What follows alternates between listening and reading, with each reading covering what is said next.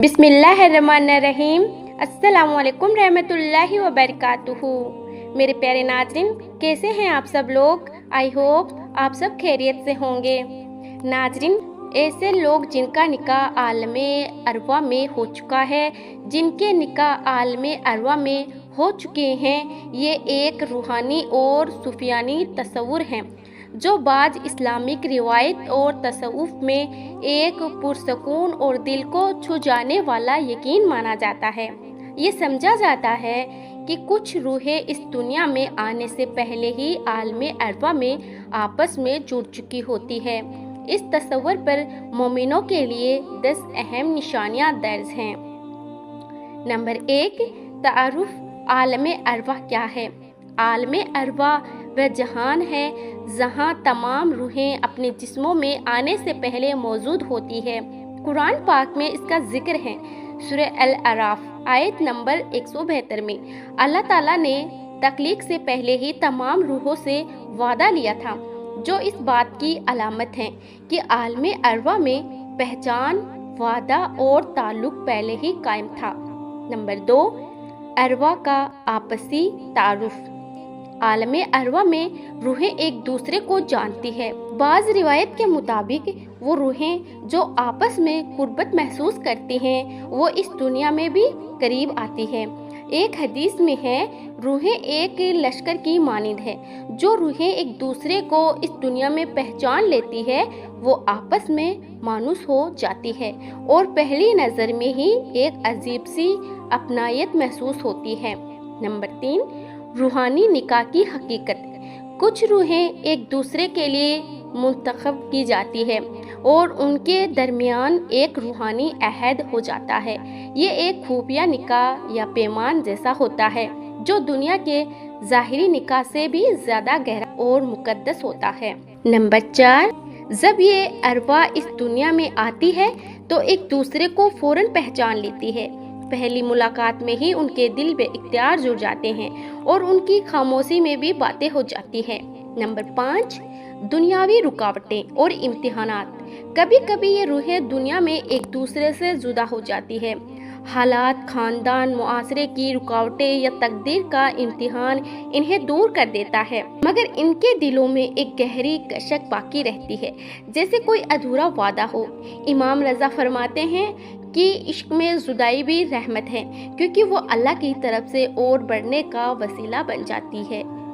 Number 6, दुआओं और ख्वाबों का वसीला। ऐसी रूहें ख्वाबों में एक दूसरे को देखती है और दुआओं में भी एक दूसरे का जिक्र करती है। गोया कोई रास्ता हमेशा कायम रहता है और रूहानी ताल्लुक मादी फासलों से मुतासिर नहीं होता। नंबर 7, अल्लाह की तरफ से मुंतखब रिश्ता। ऐसी रूहानी निकाह अक्सर अल्लाह की तरफ से एक खास मकसद के लिए होता है, चाहे वो मोहब्बत हो, ईमान में इजाफा हो या किसी खास मिशन की तकमील। इस रिश्ते में बरकत, सुकून और कल्बी रज़ा शामिल होती है। नंबर 8, इश्क मिजाजी से। इश्क हकीकी तक सूफिया कहते हैं कि अगर दो अरवा एक दूसरे से मोहब्बत करती हैं तो ये इश्क मिजाजी होता है, जो इंसान को खुदा के इश्क की तरफ ले जाता है।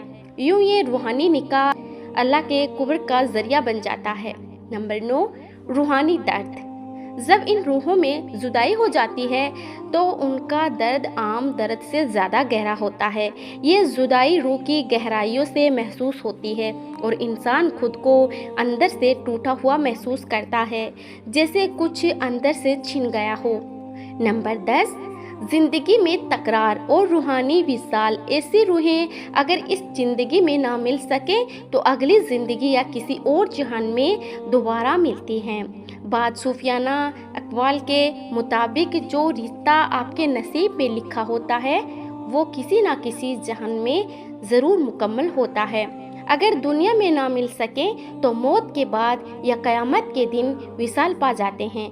उनके दिल एक दूसरे के लिए धड़कते हैं और अल्लाह उनकी सच्चाई को कुर्बत के सदके जोड़ देता है। इसीलिए बस आप अपने अल्लाह पर मुकम्मल यकीन रखें और अपने तमाम मामलात अल्लाह के हवाले कर दें। जब आप अपनी नीयत पाक रखते हैं और अपनी कोशिशों में कोई कमी नहीं छोड़ते, तो अल्लाह ताला तुम्हें वो रूहें भी मिलवा देता है जो आलमे अरवा में तुमसे मिली थी।